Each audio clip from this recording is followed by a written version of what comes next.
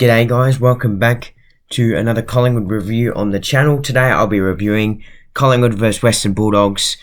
We got the job done by a couple of goals on the Friday night. I did attend the game.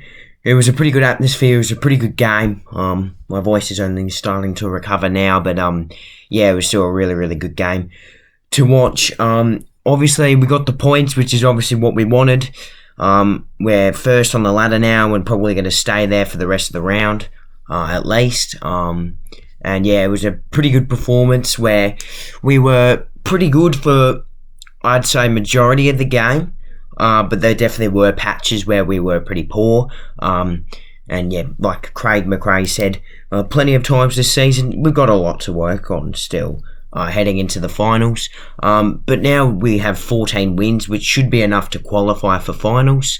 So at least we're qualified. So we should make finals now, at least. And now we're 5 wins inside the top 4. So yeah, we're looking pretty good at the moment, that's for sure. And yeah, it was just a really high stakes, good game. Had plenty of pressure in it, which was really good to watch. Obviously, the Dogs got the better of us pretty early on, but we did make a fight back towards the later parts of the second term. We were also really good in the third term. That's where we got most of our goals. We kicked 6 goals to their 1, and then in the final quarter, the Dogs stormed home a bit late. And we only won it by 2 goals in the end. It could have been more, it could have been less, but we'll definitely take the 4 points out of this one. Obviously, a few of the Bulldogs forwards did get out of hand at the start of the game, and even throughout the whole game. Waitman kicked 4, so he was really good. Norton and Ugle-Hagan were really good in the air. Obviously, Ugle-Hagan didn't capitalise on all of his chances, kicking 2 goals free. Norton kicking 4 goals free, I think. So, yeah, obviously those 3 could have hit the scoreboard a little bit more, or having misses. But when you think about it, they only had the 4 goal kickers, sorry, the other one being Caleb Poulter, and we don't speak about him. So, yeah, look, I feel like we did pretty well, but Quainer was obviously playing on Waitman, which is a bit disappointing. It was always going to be a hard matchup for Quainer.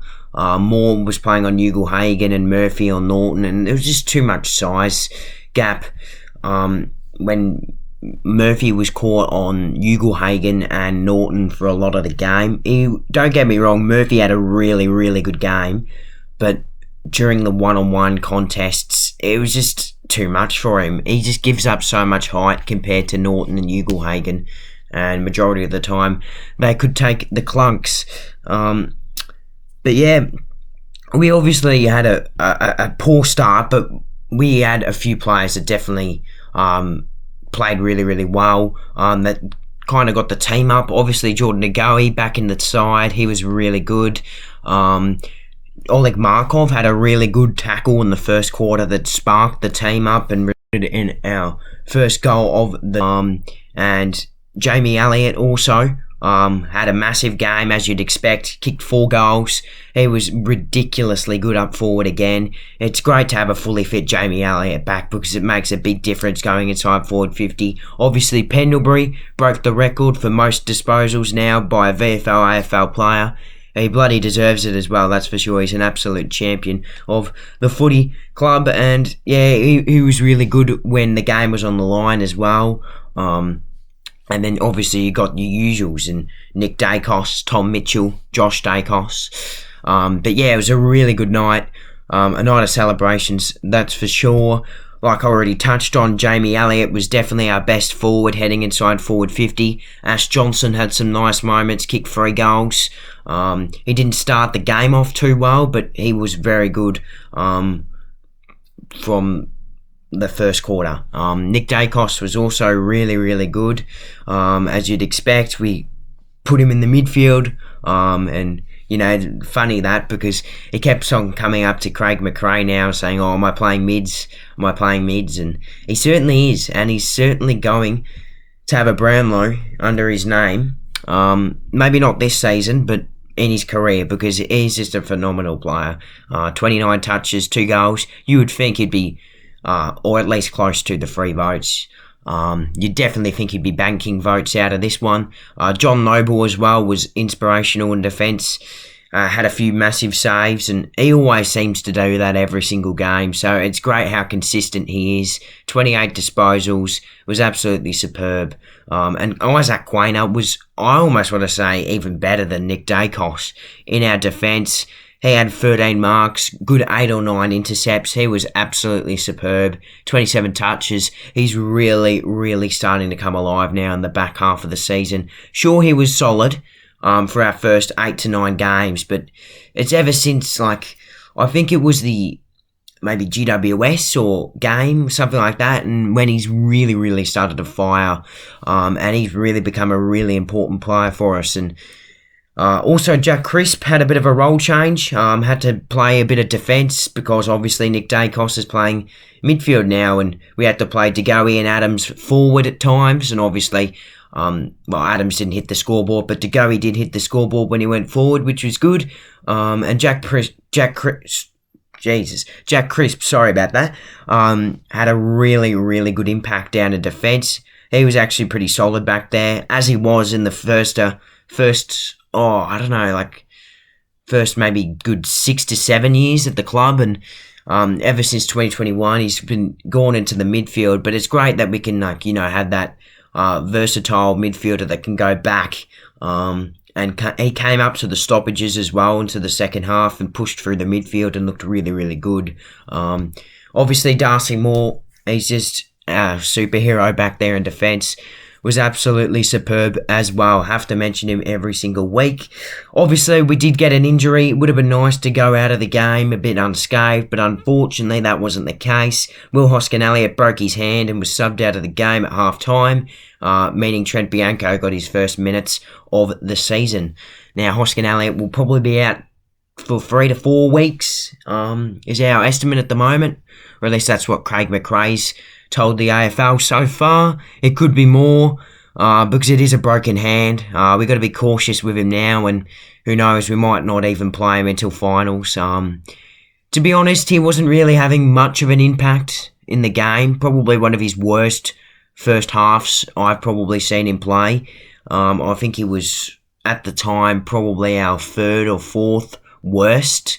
I don't like saying that, but like our 3rd or 4th worst field. I guess he was like one of our players that didn't have much of an impact at the start of the game. And obviously we've got heaps of players coming back soon. Sidey's probably 2 weeks away. Maynard's put his hand up already to play next week, so you'd think he'd come in, straight back in. McStay could be available, depends how he goes in VFL, and Myercheck could play, and probably should play, which is good, because early on we did look a little bit lacking without Myercheck in the forward line, but thankfully Ash Johnson and Jamie Elliott stepped up for us, because at half time we only had the 2 goal kickers, you got to remember, in Jamie Elliott and Ash Johnson.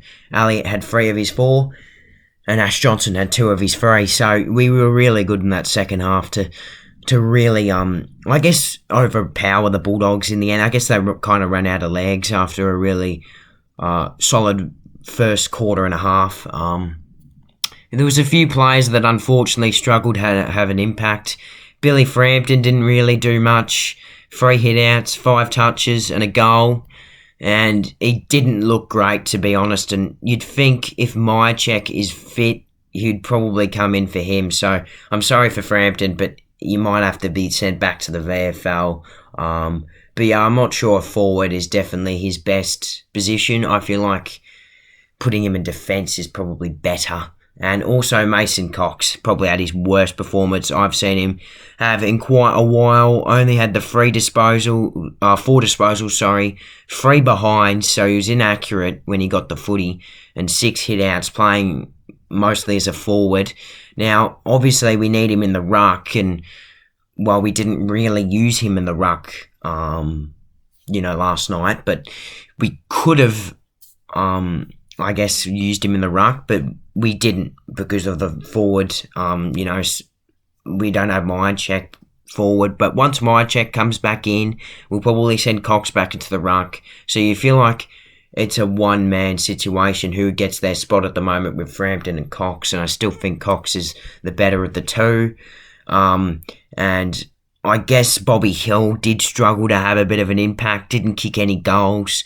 2 behinds. With our selection squeeze at the moment, you've just almost, I've got to say, got to be kicking goals every single week, especially if you're Bobby Hill. So, yeah, unfortunately, didn't have much of an impact. Same with Beau McCreary. Obviously, he's our tackler.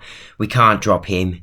He's our pressure forward, and he was really, really good in the later parts of the second term when, we were lacking a bit. But, yeah, overall, a really, really solid performance by the boys. Hopefully we can back it up in the following weeks to come. Obviously we got Freo next week at home, so that's obviously a nice matchup. And then we got the biggest probably game of the season, Port Adelaide over at the Adelaide Oval. It's going to be a huge high stakes pressure game. The 2 best teams in the comp, the best users. It's going to be a bit of a grand final preview in my opinion.